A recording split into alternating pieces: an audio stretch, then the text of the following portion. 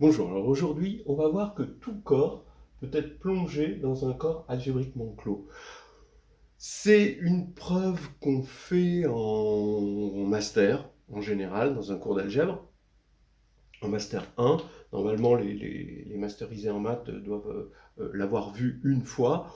C'est vrai qu'il est intéressant, soit parce qu'on l'utilise tellement qu'un jour, faut bien avoir vu la preuve, mais la preuve n'est pas si importante que ça à connaître à l'agrégation, ni pour l'écrit, ni pour l'oral. C'est des techniques assez particulières. Ça fait penser au théorème d'Archimède, sauf qu'il ne reçoit pas de poussée de bas en haut, et en fait c'est le théorème de Steinitz. Bien. Plus précisément, le théorème de Steinitz dit qu'il existe une unique clôture algébrique du corps K, qu'on appelle K bar, à isomorphisme près. Alors qu'est-ce que c'est qu'une clôture algébrique? C'est un corps algébriquement clos qui contient K. Alors algébriquement clos, vous savez ce que ça veut dire. Ça veut dire que tout polynôme à coefficient sur ce corps a des racines dans ce corps. Quand il n'est pas constant, évidemment. Et deuxièmement, c'est là où c'est la différence entre plonger dans un corps algébriquement clos et clôture algébrique, c'est que pour tout x de K bar, alors x est algébrique sur K. Donc il est racine d'un polynôme à coefficient dans K. Ça, c'est ce qui permet d'avoir justement l'unicité. Alors, la preuve qu'on va donner, par rapport à la preuve que moi j'ai eue et que j'ai souvent aussi prodiguée, c'est une preuve que je trouve assez intéressante. C'est une preuve qui donne directement la clôture algébrique en question. C'est-à-dire qu'A bar est égal à A sur M, où M, bien sûr, est un idéal maximal de A. Donc A, on va construire A une K-algèbre, M un idéal maximal de A, et le corps, ce sera A sur M. Vous voyez, moi, la preuve que j'avais, c'était une preuve. On construit comme ça par induction des corps de décomposition au fur et à mesure. Et après, avec un espèce de lemme de Zorn, on disait, oui, ça finit par converger vers quelque chose. Mais bon, c'est assez frustrant. Moi, c'est la même frustration que j'ai quand on me parle de racine de 2. Bon, racine de 2, alors, il y a des gens qui ont l'illusion que ça existe, parce qu'on leur dit, oui, c'est 1,4, puis 1, puis 4, puis... Ouais, bon, vas-y, tu continues tout droit, et puis il y a des panneaux racine de 2, et puis c'est par là, et après c'est tout droit. Bon, ouais, mais bon, c'est un peu le Père Noël, là, si vous voulez, racine de 2. Alors que en algèbre, racine de 2, c'est quoi?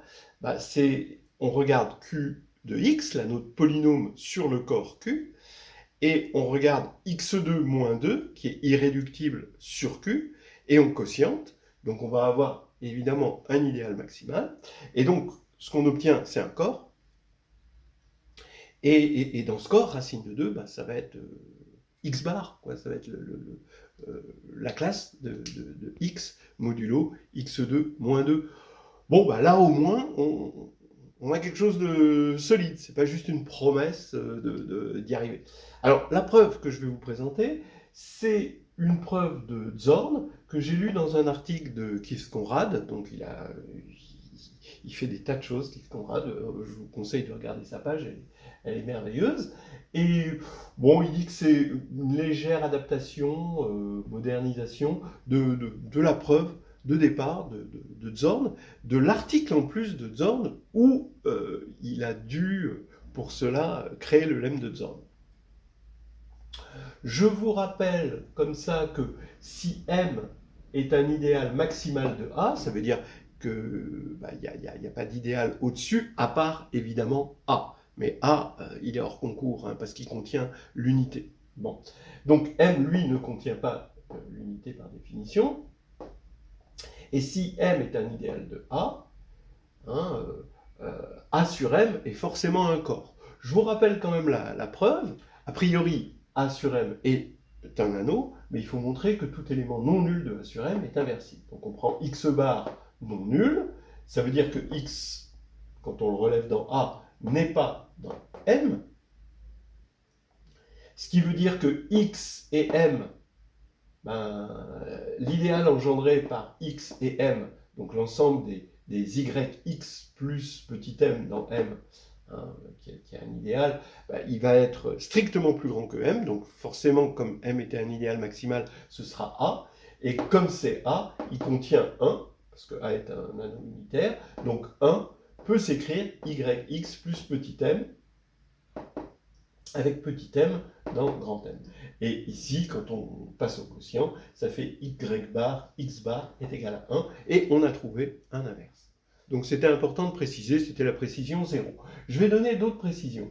Voilà ce que demande la preuve qu'on va voir sous nos yeux, émerveillés. 1. L'existence de corps de décomposition d'une famille finie de polynômes sur un corps, donc quelque chose plutôt de master algèbre, donc on n'est plus dans l'agrégation interne.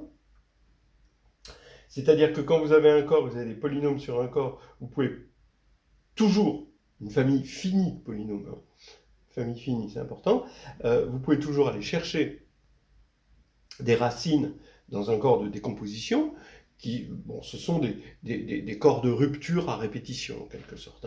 Et les corps de rupture, c'est facile, c'est ce que je vous ai montré tout à l'heure, avec Q de x quotienté par x2 plus moins 2. Bon. Un corps de rupture demande que le polynôme soit irréductible, alors qu'un corps de décomposition, non, parce qu'on a fait des corps de rupture à répétition. Bien. 2. Le fait que si I est un idéal d'un anneau A, avec I sur différent de A, alors il existe un idéal maximal qui contient I. Alors peut-être que là, c'est là où Zorn, dans son article, où il construit ça, a créé le lemme de Zorn, d'après Cliff Conrad, je ne vais pas regarder personnellement, en tout cas dans l'article de Cliff Conrad, c'est expliqué comme ça. Là, effectivement, il y a ce côté, forcément, induction, mais c'est quand même assez facile. On regarde l'ensemble des idéaux qui contiennent I, et qui sont différents évidemment de A, et cet ensemble, il possède un élément maximal, au moins un élément maximal qu'on va appeler M, et pour montrer qu'il possède un élément maximal, Zorn dit qu'il suffit de le montrer sur chaque chaîne ascendante. C'est-à-dire, dès que dans cet ensemble, il y a une chaîne ascendante pour l'inclusion, infinie, eh bien, elle possède un élément maximal. Voilà. Bon, ça c'est le lemme de Zorn, et alors on admettra ça. Troisièmement, il faut connaître la propriété universelle des anneaux de polynômes. C'est-à-dire qu'un anneau de polynôme, si vous voulez, vous avez k de x, et vous pouvez toujours avoir des morphismes qui vont de k de x vers n'importe quel k algèbre commutative, et qui à x associe n'importe quoi. C'est universel, c'est le côté n'importe quoi. Et si vous prenez k de x, y, vous pouvez envoyer sur n'importe quel k algèbre, x sur n'importe quoi et y sur un autre n'importe quoi. Et même si vous avez une infinité d'indéterminés, vous avez aussi une propriété universelle, donc de construction de morphisme, et ça c'est précieux, vers des k algèbres où k est fixé. Donc, puisqu'on va vers une k algèbre, donc une algèbre qui contient un k, et les éléments de k, l'unité de k va vers l'unité de notre k algèbre. Voilà. Donc, cette propriété universelle des anneaux de polynômes, ça, faut la connaître. Et puis, quatrièmement,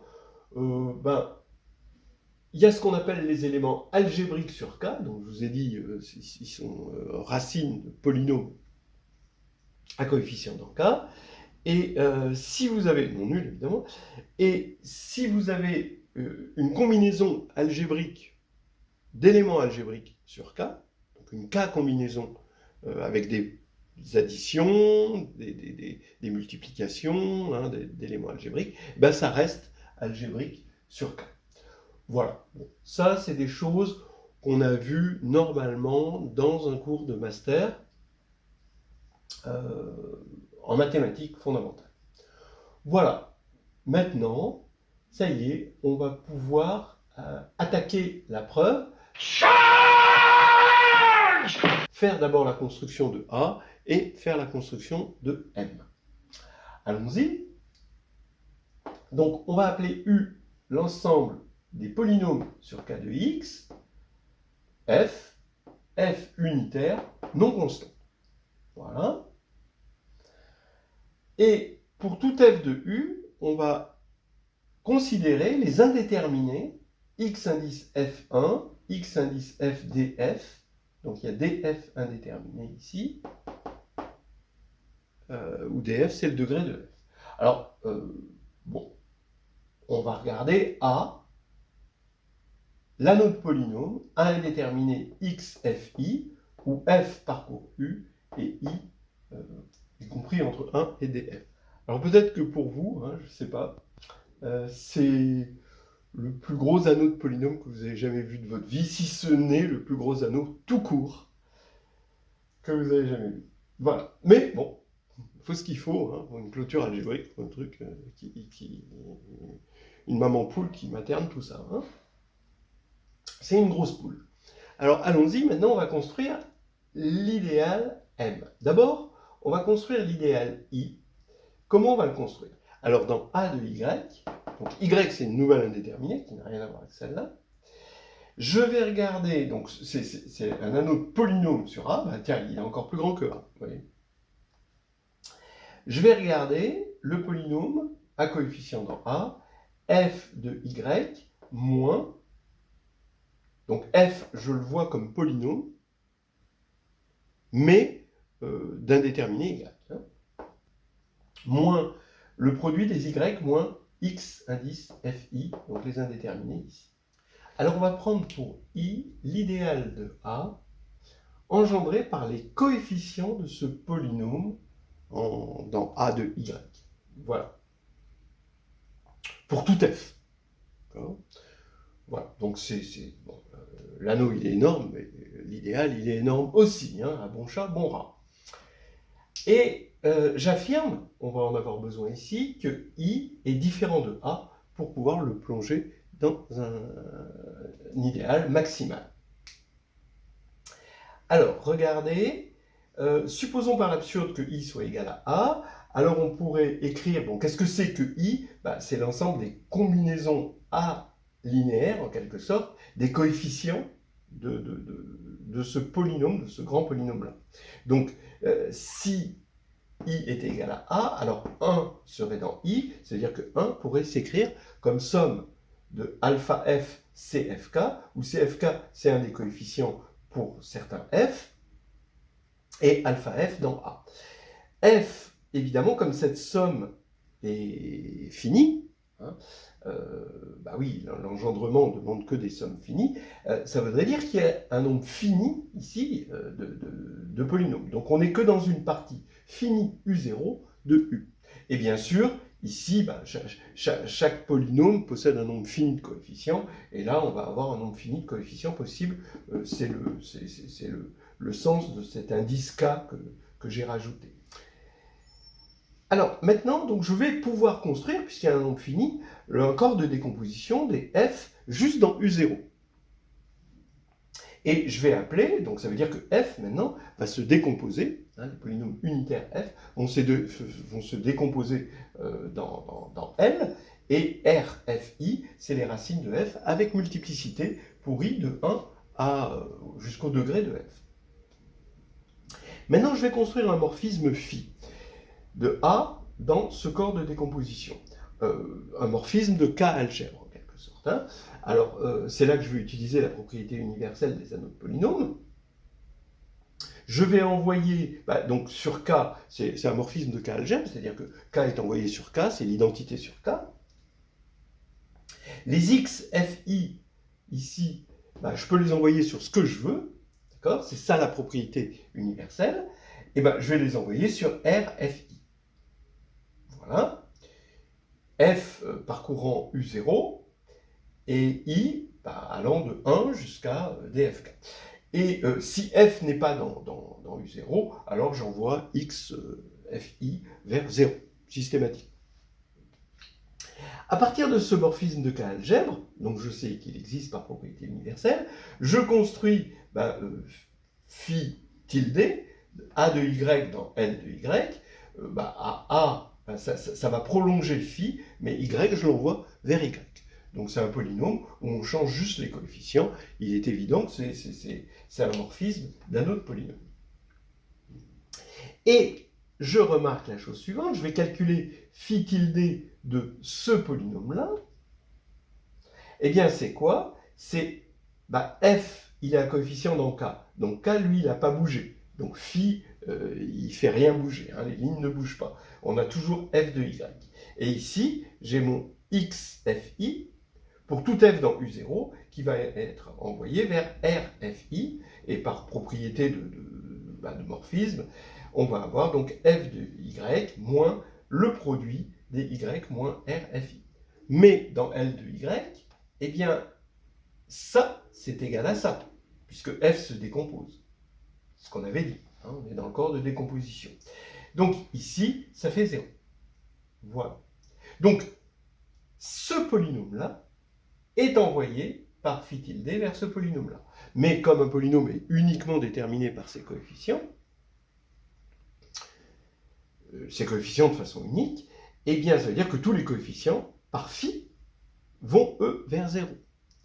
Alors maintenant, on regarde cette identité-là, on l'envoie par phi, 1 est envoyé évidemment sur 1, d'accord, le 1 de A est envoyé parce que c'est un élément de K, et tous ces éléments-là vont vers 0. Donc, en passant par phi, on va avoir que 1 est égal à 0. Et ça, en algèbre, c'est absurde. Donc, on a montré que I était différent de A. On va pouvoir appliquer ce lemme de Zorn pour dire qu'il existe un idéal maximal. I se plonge dans un idéal maximal. Il serait intéressant de ne pas appliquer le lemme de Zorn et de montrer directement que I est maximal. Il y a des possibilités pour que I soit maximal, mais on ne sait pas le montrer. Donc là maintenant, on va achever la preuve. Vous allez voir, on n'est plus bien loin. Regardez. Ce qu'on va montrer, ce qui reste à montrer, c'est que A sur M, que je vais appeler F, est une clôture algébrique de K. Je dis une clôture algébrique, c'est pas unique, c'est unique à isomorphisme près, mais bon, on pense une, parce que l'algébriste, il pense toujours à isomorphisme près. Bien, alors, qu'est-ce qu'il faut montrer? Il faut montrer que F est algébriquement clos, et que pour tout x dans F, x est algébrique sur K.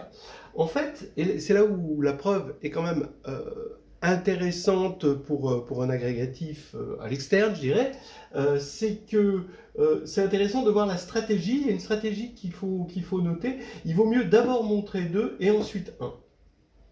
Regardez, vous posez donc F égale A sur M, ce qui fait que K forcément s'injecte dans A sur M, donc A sur M c'est un corps, on l'a dit, hein, parce que M est un idéal maximal, donc ça c'est un corps. Pourquoi K s'injecte? Parce que M, il est maximal, il ne contient pas 1, c'est ce qu'on a vu tout à l'heure, donc 1 s'envoie ici dans le 1 de A et quotienté par M, il s'envoie vers un non nul, ce qui fait que c'est forcément injectif, parce qu'un corps, quand on a un morphisme de corps, soit il est nul, soit il est injectif. Donc ici, on a bien eu ce qu'on appelle une extension de corps. Maintenant, il faut montrer que tout x de f est algébrique sur K.